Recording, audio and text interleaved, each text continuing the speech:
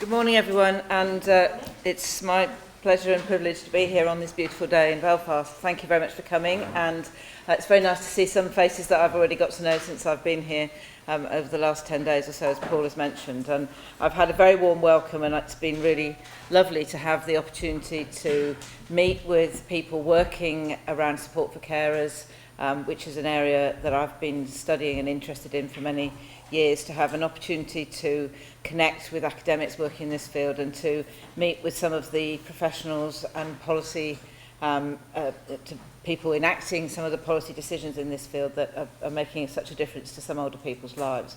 But I still think we have to ask the question whether we're doing enough to support people to age well, and I think we have to ask the question whether we're doing enough to support carers to enable people to age well without compromising their own health and well-being. And I'm passionate about the evidence that we have assembled collectively across the carers movement and others researching carers issues, which shows us that carers pay a price for the gift that they give to others, which is a triple penalty of a financial penalty, a health penalty, and a social exclusion penalty.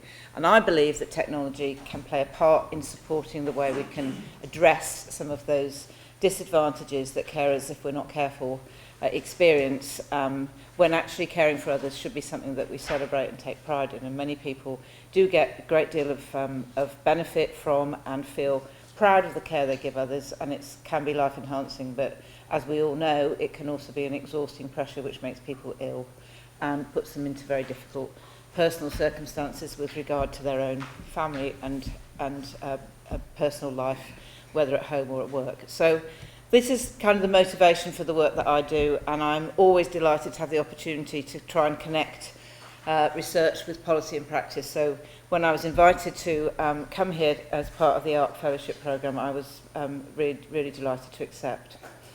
I'm going to talk to you today about a project called Active, and I'll explain a bit more about that in a moment, but I want to start by just acknowledging those who supported the development of that project. It was a 3-year project which concluded towards the end of last year, and I'd like to acknowledge the help of Professor Andreas Hoff, who's now a professor in Germany, but who at that time was, when we began the work, was working at Oxford.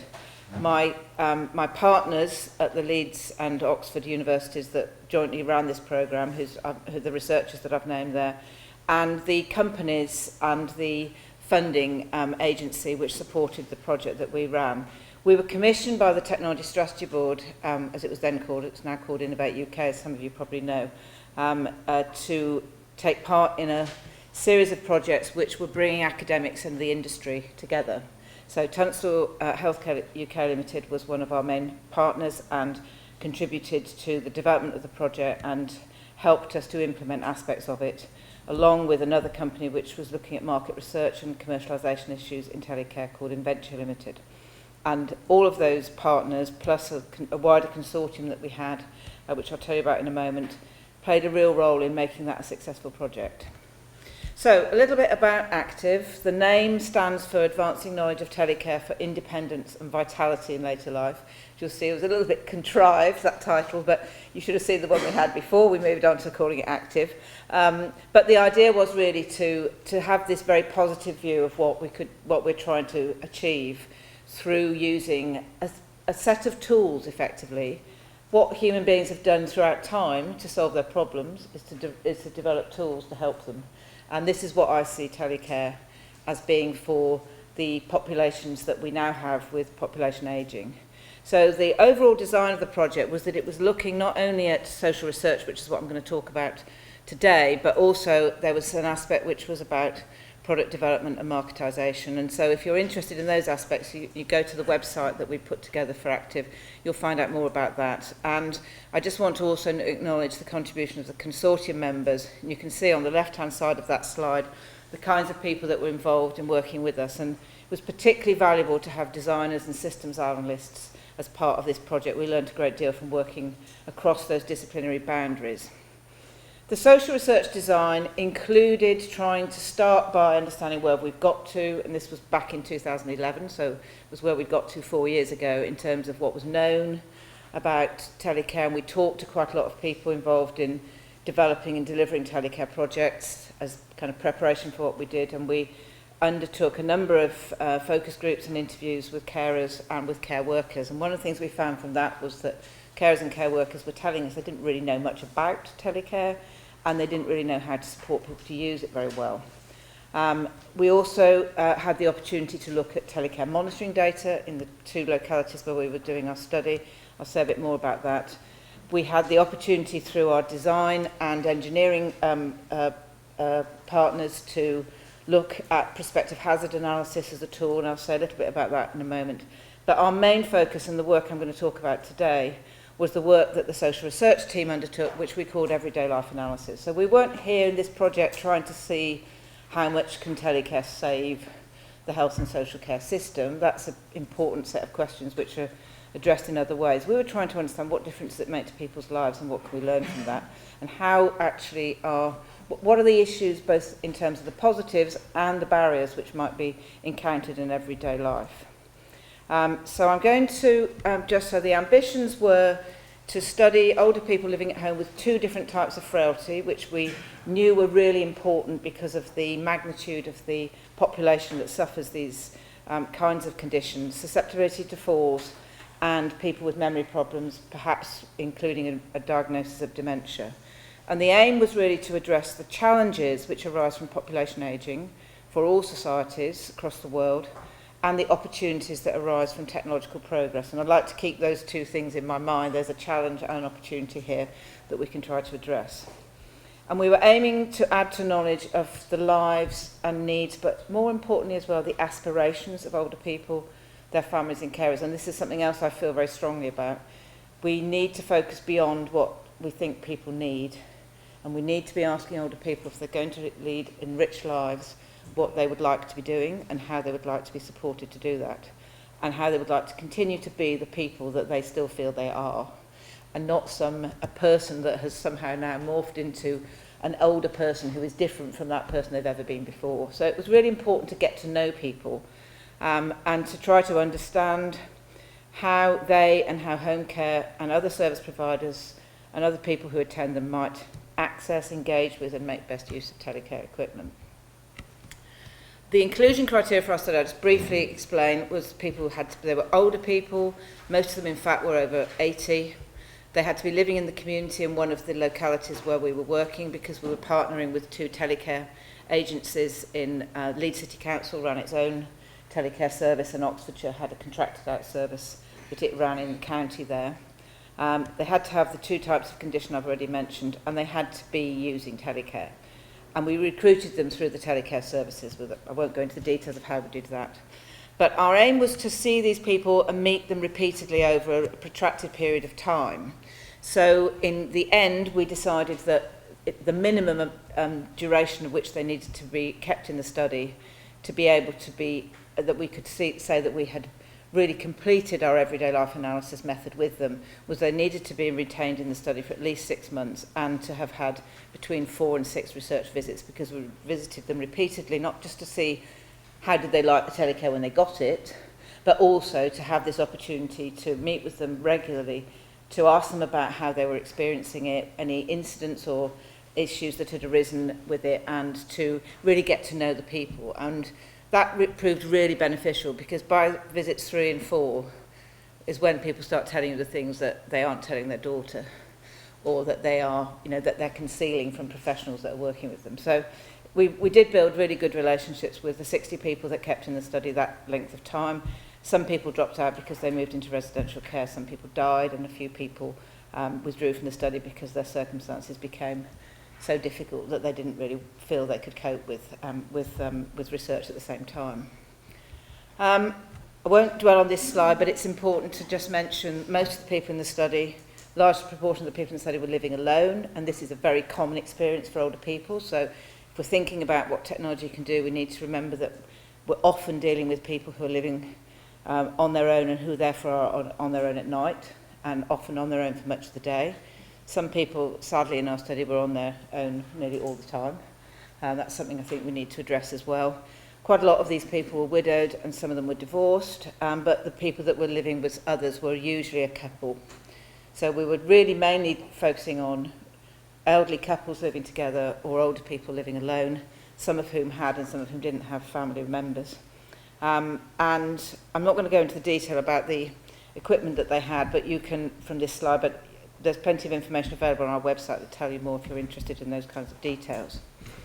I want to go straight to the positives of having telecare before I talk to you about some of the things we learned in analysing the data that we collected. And I think some of these things will be familiar, although certainly the telecare manufacturer that we were working with and some of our other partners felt that we had put a new insight into some of the issues that were positive about telecare too. Some of this is very familiar to people. Help in an emergency. Managing medication was something people talked about was really important for some people, particularly with dementia. It can be really helpful to some people that there is a kind of technical way of reminding somebody to take medication so that the other person present doesn't have to nag and doesn't have to keep reminding them to do something which they may react negatively to, and we had some examples where that worked really well.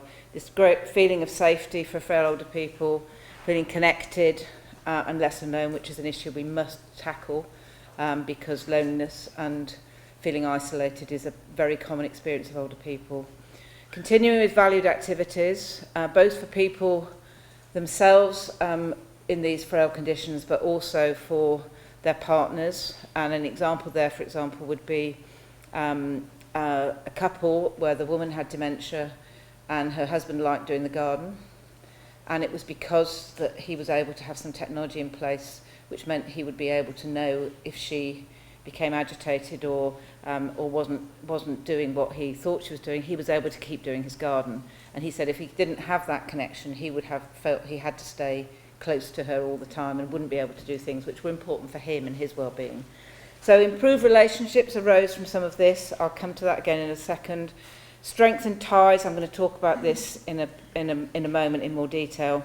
And this whole concept of increasing people's resilience. And this is something that's very important for us if we're going to have good support for older people, which isn't intrusive. And people often commented they would much prefer to have this technology in place than to have what some of them saw as the intrusion in their home of other people coming to see them that they didn't know, and particularly that was around home care support, which some of them had experienced as had very mixed experiences of that because they had these short visits with people they didn't necessarily get the same person each time, didn't have the chance to get to know people, or couldn't remember who had been to see them. And I know that from my own experience. I have a sister with cognitive impairment, and I know that that's an issue for her. The same people come to her, but she doesn't know that that's the same person from one day to the next. So it can be a problem. For carers, one of the things that was really came across very strongly in the study was reduced conflict over safety. And an example here was a couple where the husband had early onset dementia, and he was a very keen dog walker and liked going on very long rambles with his dog. And his wife had become increasingly anxious about his safety when doing that and his ability to come back home.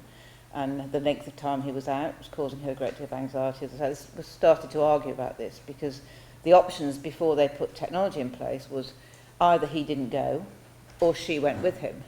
But of course, her going with him, first of all, wasn't what she wanted to do necessarily, and secondly, it wasn't walking his dog on his own, which is what he'd always enjoyed doing. It was one of his pleasures in life, was to be able to do that. So putting a tracker device in place, which he agreed to after some discussion, created a situation in which both of them were able to be happier. She was able to know that if he got lost, she could find him. If he didn't come home after 2 hours, or if he'd said where he was going and he didn't come home, she would be able to locate him. And he felt under a lot less pressure, and the whole relationship changed significantly through that. And I think these impacts on familial relationships, and this is such an important feature of people's happiness in old age. If people's experience of old age is that all these tensions come into, which are really about people trying to protect each other but ending up fighting over what's safe or not, then if we can find an easy way of addressing that, it's really important, I think. Home care workers, one of the things they told us was that some of them said, well, I feel much less anxious when I turn up at someone's house because I know if anything's happened, I already know. And that was something that was really important to some people.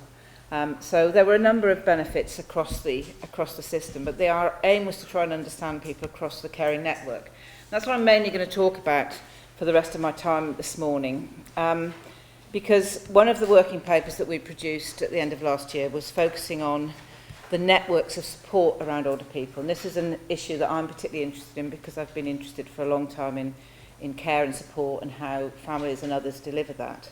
So we analysed the data we had across this longitudinal experience of these people that we'd got to know really well. The same researcher went to them each time, so they became very, very confident in the relationship, and I acknowledge the skills and expertise of my colleagues in establishing those good research relationships which produce such fantastic data. But the three categories that I'm mentioning there on the slide are the ones I want to talk about today.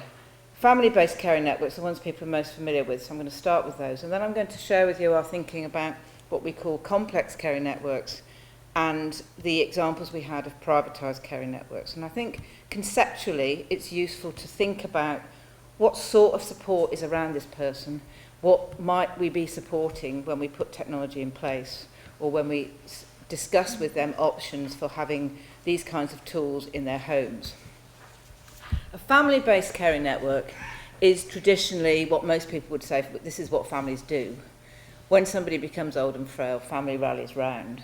And some people see that as the natural way to support an older person. And when it's in place, it's usually coordinated by family members who usually identify the older person's needs and arrange their support. It may sometimes involve other help, but the family is usually in control of the choices that are being made there.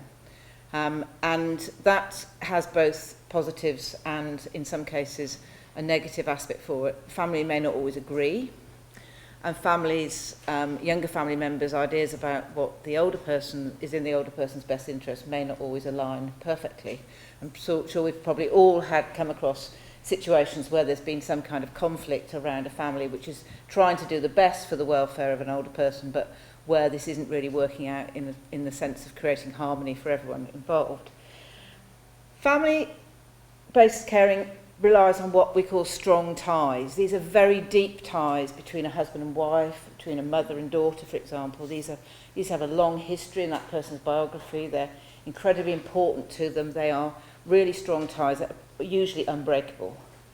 It's regarded as odd if something has gone wrong in a relationship if those ties aren't maintained, particularly between sons, daughters and parents, I think. So we think of those as very important ties, but they also rely on a local supportive family. And this is one of the things that isn't always in place and perhaps hasn't always been in place for some people, but with increased social mobility, geographical mobility rather, and changes in social patterns of family life, for example, this is at risk in many situations. Family-based caring networks, we found in our study, can work really well with telecare, and families often value having this support in place. So it can be really important. And it was particularly effective in some of the cases we had where people had dementia. So I'm very much in favour of trying to kind of find a way of connecting technology into this family-based type of network. But some older people have no family, and so we can't see this as the solution for everyone. So this is why I get somewhat frustrated when you hear politicians sometimes saying, we've got to get families to step up. Well, that's all very well if families are there to step up and they can do that, but sometimes that just isn't practical or possible, and increasingly older people are reaching extreme old age with very, very few relatives, and some of them have no local kith or kin. So this is something we have to think beyond this. Sometimes the conflict and tensions that do sometimes occur within families, and that feeling of being organised by your son or daughter, which quite a few people in our study spoke about and found very frustrating and upsetting, is something that people don't like. We had one lady in our study who memorably said, I'm sick of my daughter acting like a headmistress. And this was not creating an environment for her late life which was positive for her. So these networks will suit some but not all older people, and they don't really suit older people who want to be fully in control in later life. And we know from attitude surveys that that is increasingly something that people say they want. They want to make their own decisions and be in control of their own circumstances.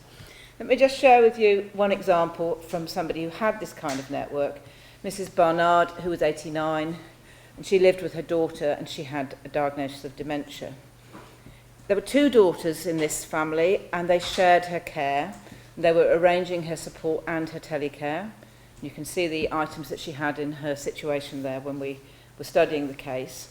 Both those daughters wanted to continue with their careers. They both had paid work, and they both wanted to be able to look after themselves in later life as well. They were interested in making sure they had an income and a pension, and they gained a lot from being from the careers that they had. The co-resident daughter, who lived with her mother, worked 3 days a week, and she needed there to be she needed there to be home care in place on those days, but on the other days she looked after her mother. And at weekends, the mother stayed with the other daughter at her flat. She liked doing that, the daughter liked having her, and it gave the other daughter a break from having the mother with dementia with her all the time. So they had got quite a good set of arrangements. But the daughter here, you can see in the quote, I won't read it all out, but you can see she's mentioning things like, this allows me to go to work. It's allowing the mother occasionally to be on her own, which they thought was still good for her. She was still doing certain things for herself, but it was this confidence that they were getting that the telecare was important, and they both said that this was a really important factor for them in being able to organise life in this way. So this wasn't replacing family care. This family was very actively involved in looking after this elderly lady with dementia, but it was important to them. Complex caring networks was a conceptually different way of building support around a person, involved many different people. And in the examples we had in our study, these were sometimes family members, but they also involved neighbours and friends and contacts in the local community. They involved usually care and health workers, and they sometimes involved people doing other things in and around the home, like cleaners and gardeners and others who might come to the house. And for some people, this variety of contact that they had was really important, and it made a real difference to their lives, and it meant they had quite a rich network of people, all of whom cared about a different aspect of them or valued the relationship they had with that person for a different reason. It wasn't a strong tie. These were weak ties in some ways. You wouldn't expect to rely on your gardener in the way that you would on your daughter, but actually that reliability, that contact each week was really important to some of these people. And the other thing about these types of caring networks is that they're built by and around the older person themselves. So it gives them the sense of being in control of what's happening, and it relies on and maintains contacts that they've established earlier in life. And for some people, being able to create this continuity across their lives, that they weren't now in a different phase when they were somebody else. They were still the same person they'd always been, trying to maintain, facing up to the fact that some of those relationships will fade away, some people they've been close to will die, some of their neighbours will move away, but trying to keep all of the bits in the, if you like, a whole jigsaw support around them. And telecare, and I'll come back to this in a moment, supports these and can strengthen these weak ties. And the analytical argument about weak ties is that they're actually more important, somewhat surprisingly, but there's some classic social analysis which shows that weak ties are actually more important for creating social cohesion than the deep ties that are often very close. So weak ties have a particular role to play in creating connected and socially supportive communities. Mrs. Tyne is an example of a person who had a complex caring network. She was a 94-year-old widow who lived alone. But her actual network was sustaining her really well. It involved friends, neighbours, family, occasional home care support, and initially she had a pendant alarm, and she then had some other items installed as part of the project that we were working on. But she and her neighbour both said that the main carer was the next door neighbour. It wasn't her. She had visits from her daughter and granddaughter. They came 2 or 3 times a week, but the neighbour was the really important person to Mrs. Tyne. And indeed, the neighbour's husband was also quite an important player in this scenario. So these were people who had got to know each other over the years, and it gave Mrs. Tyne this sense of being the same person she'd always been. She had other friends who helped regularly with shopping, and her neighbour explained how they had got the technology in the first place. She had been in hospital, having had an operation. She couldn't go to her daughter's because the daughter had stairs, and she couldn't manage stairs. She wanted to come home. So the hospital said they would put telecare in place. And the neighbour said, we noticed that she talks about her as, these people are really close to each other. We needed backup because if anything is wrong and she presses her button, I'm 2 minutes down the road to get there. So you can see how this relationship was really close and important. Mrs. Tyne had come home on discharge from hospital, but she discontinued that home care that she had at that point. She'd had reablement support, I think, she didn't use that language, but I think that's probably what had been put in place. But she didn't want that once she learnt how to cope. She didn't want to have somebody that was paid to come and look after her. She preferred these relationships that she'd built herself. And despite her mobility problems and risk of falls, she was coping well at home. And they both referred to this pendant alarm as the godsend and talked about the kinds of things we've heard before. But this whole way in which they focused on it, and then the other items that we added, they just were thrilled with the changes that these brought to them. They felt really much more confident. Both the neighbour and the older person were really benefiting from this. And this idea of this bogus caller alarm that she had at the door, which meant she felt much more confident about answering the door. She didn't know who was there. Made a huge difference. And we had quite a few people in the study for whom that was a really important additional piece of equipment that we put in place and which they really valued. I want to also mention the privatised care support networks that we found in a few cases. And I would emphasise this is not something we found very frequently, but there were some cases of this, and I would expect in a society where we are getting greater inequalities in terms of income, that we will see more of these emerging, and we need to think about what this means, and we need to decide whether or not as a society we want to have more people who are taking a privatised responsibility for buying in the things that will enable them to sustain themselves in the way they wish to at home. These are where people access support through the market. They sometimes do it through very informal arrangements, but it always involves either payment or some sort of exchange. We did have one or two people, for example, who we had a case in the Leeds sample where a man had originally had a befriending service when his wife was ill with dementia. She had died, and he'd retained the befriending service was a volunteer that had been sent to him by a local charity.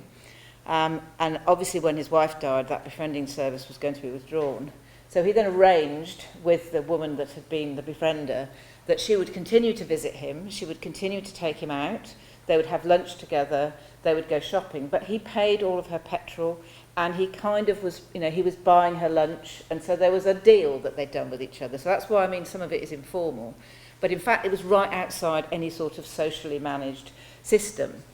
These privatised networks can be set up without family help, and they were also attractive to some people who didn't want to have a care assessment through the local authority. So these people, if you like, were bypassing, or could be bypassing, family and social support that is put in place through our policy initiatives. And we need to be aware that this is what some people are going to do. And they purchase technology and equipment or services to meet needs that they've identified for themselves. And they're trying to be self-sufficient. Of course, this can only happen if people have the financial resources to buy these things. So there will be groups in society who can't make these choices. It's only possible if there are goods and services there that they can buy. So this is another issue that we need to address, and this is one of the changes we expect to see through the changes in England in the Care Act 2014. Local authorities now have responsibilities around what's called market shaping, and the arrangements for there to be an adequate supply of suitable services. It's not at all clear how they're going to do that, but that is something that government seems to be expecting them to do. So we have got, and other countries are doing the same thing, a shift towards an expectation that we're marketising and privatising some of this support. The current telecare market isn't oriented to meet these needs, and that's a challenge, if you like, for the industry and for people that are promoting the sale and availability of those issues. But I wanted to just share with you Mr. Weston, who was one of our examples of a person with a privatised care support network. A widower of 87, he lived, I put alone in quotes because you'll see in a moment he didn't really live alone, but he described himself as living alone. He had a history of falls and he'd recently had surgery. The care arrangements in his house had partly been inherited from his late wife who'd had Alzheimer's. And this is something else we need to bear in mind. When one member of a couple becomes frail and needs support, when that person dies, quite often the stuff gets left there. And it might be the bits of kit around the house to help people move around safely, or it might be the telecare. But he'd retained various things that had been arranged in their home while his wife was alive, including the private cleaner and help with cooking. So he was familiar with that, and he didn't have to start thinking about that as he became needy. He just kept that going. Later, he hired a live-in care worker. He liked his familiar surroundings of his large and very pleasant house. He wished to remain in his own home. He had acquired telecare and handrails and a stair lift privately, bought all of these things himself without going anywhere near social services. He'd researched available products, often online, and he'd selected the ones he wanted to try out. And he was using his daughters to help him in making these choices. And the quote there on the slide is about, this wasn't a man who didn't have supportive family. He was obviously fond of and thought his daughters were good. He says the really important thing is to have 2 good daughters, but they don't live nearby and they can't look after me. They have their own jobs to do, but they can advise me, and for instance arranging this was his pendant alarm, they drew up the contract and that type of thing. I haven't got the family to rely on in that way, so you have to form a setup. Fortunately, I have a good enough pension that I can afford to do that, and I live in a place that has everything. So he had managed to arrange himself so he could be pretty independent. His care support was set up in consultation with the family. We decided to look for someone and started to look through agencies, and then he refers to the live-in care worker who has come from Germany to live with him. I think she probably had some other motivations around learning English and being in Oxford. She probably had ideas about how that might support her in developing what she wanted to do in her life, but she'd been there for 2 months. We've got a very nice flat, as it were, upstairs there, you see. So he wasn't living in a granny flat, he'd got a live-in care worker flat. And actually, there are middle-class families in the Mediterranean who do this as standard these days and expect to employ somebody who is a migrant worker to come and live with them in old age. This isn't something which is, it's quite unusual in England, but it's actually quite common in some other parts of Europe, as this is a way of managing old age. And we need to think about whether this is something we think is a good idea, or whether we want to discourage it, or whether we want to let people have the freedom to make their own choices when they're spending their own money. He valued being able to summon support, and he had once used his pendant alarm, but he didn't think much of the response he got, and so he'd now bought a small mobile phone, which he wore around his neck, and called that his backup arrangement. So he had his mobile phone around his neck as well as his pendant alarm. So Mr. Weston was quite a character. Briefly now on how telecare fits in with different networks. I would say that the telecare that these people had in place, in the vast majority of cases, not absolutely everyone, enhanced all 3 types of network, but none solely relied upon it. So we can't see telecare as the solution to the challenge of caring for older people in the future. It's not a replacement for human care, and it's not an adequate solution in itself, and we need to make sure that in promoting its use we don't leave anybody in any doubt about that, I think. But some people gained immensely from it in terms of the kinds of things that I've already mentioned. There were, however, examples in the study that people were honest about with us, and as we got to know them, they shared with us, and this is why I think the method we used was important, because that repeat contact with people meant that we got to the bottom of some of the issues with people. It was sometimes because it had been installed too late, or the equipment they'd been given wasn't really appropriate. The configuration of equipment didn't work particularly well. Sometimes the support or information that was needed wasn't there. Often the human or technical aspects of what was done were deficient in some way, and sometimes the design of the equipment let the person down or was unappealing. All of those I would describe as fixable issues. There's nothing inherent about the system that means that we can't do anything about those things. But I want to come back to this concept of weak ties that I mentioned earlier in my talk, and to share with you a little bit about why that's important. The theoretical model around this goes back to a classic article in sociology from many decades ago, which wasn't about care, it was actually about how people get jobs. But it's actually developed a theorisation around links between human beings, which helps us to understand something which I think is really quite important, this idea that weak ties support social cohesion, because it is slightly surprising and it isn't the way you'd first think about things. But one of the unique aspects of telecare is the way it uses local social contacts. For most people in England who have telecare in place, when they make the decision to have that telecare and to agree to its installation, they also have to make arrangements with somebody to be a first responder. And in the two telecare services we studied, people were asked to have 3 people named on that list. And they would be their first responders, and they had to be people that could attend them quite quickly. Those arrangements require negotiation, forethought and planning. And they involve choice for the telecare user, and they involve commitment by the named responder. This is something which strengthens these weak ties between people. The neighbour, the friend, the person you know from church, somebody you used to be in a choir with, somebody, the woman you know that you always buy your flowers from, who lives at the top of the road and you've always got on very well with. You have to make decisions as an older people about who you're going to ask. It's quite a big thing to do, to say to somebody, I think you're my friend, and will you help me if I ever need you? But actually the commitment that the other person's making also places some obligations on them. They're accepting a responsibility that wasn't part of the previous relationship, but they're saying, yeah, I'm willing to do that. I'll come and help you if you need it.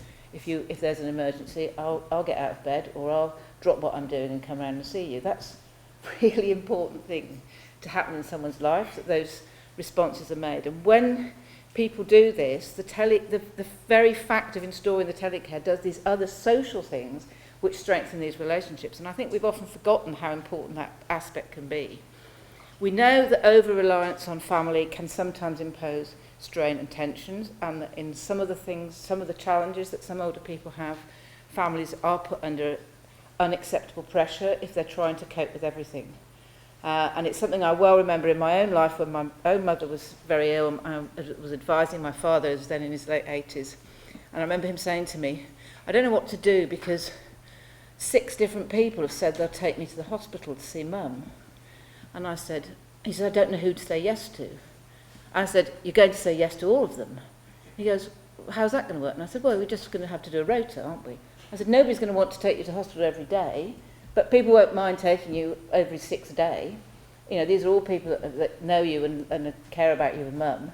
So it's how we kind of spread this around and actually make things sustainable in our social environments that have changed so much from the 50s and 60s, in which some of these older people formed their families and perhaps some of their ideas about how they might like to be supported. And I think, you know, it's critical that we recognise that older people have and probably want different kinds of network around them. They don't all want the same thing. And so we've got to be flexible in the way we develop services and support. There are ambiguities in older people's identities and self-images that we need to understand and think about. And Kate Hamblin, my colleague, has written a really interesting paper about that. People respond to bodily challenges in later life in different ways, and those frailties affect how the systems work around them, and that's something explored in Gary Fry's paper. And my colleague Emma Koivunen, who's written about how social relations change, is focusing on the fact that people's social worlds change. All of us know that happens. You look back 10 years and you think, gosh, I've got a different network around me, different people that I talk to than 10 years ago, and this happens to older people too. So, just to conclude, some of the avoidable frustrations, things that we could think about.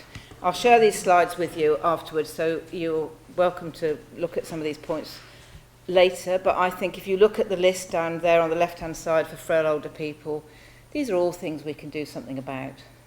These are all things we need to pay attention to. It's not enough to just put the telecare in and then forget about it. We have to make sure that everybody around that person is thinking about how is this helping, and is it still helping, and do we need to adjust it or respond to it in a different way. The carers and the care workers' experiences are also really important, and I think we're gradually recognising that in most caring situations where a care worker is needed, there is also usually a carer there as well. So it's connecting up the way everybody around this person is able to better help them through having some telecare in place, and we can think about some of those issues. And then there are the missed opportunities. And there are things we could be doing better, I think. And these were things we drew from our analysis of all this data. For the frail older people, well, we need to find a way for some people of offering support to people who are lonely or depressed or grieving. And we had quite a lot of people in our study for whom those would be good descriptors of their current state of mind.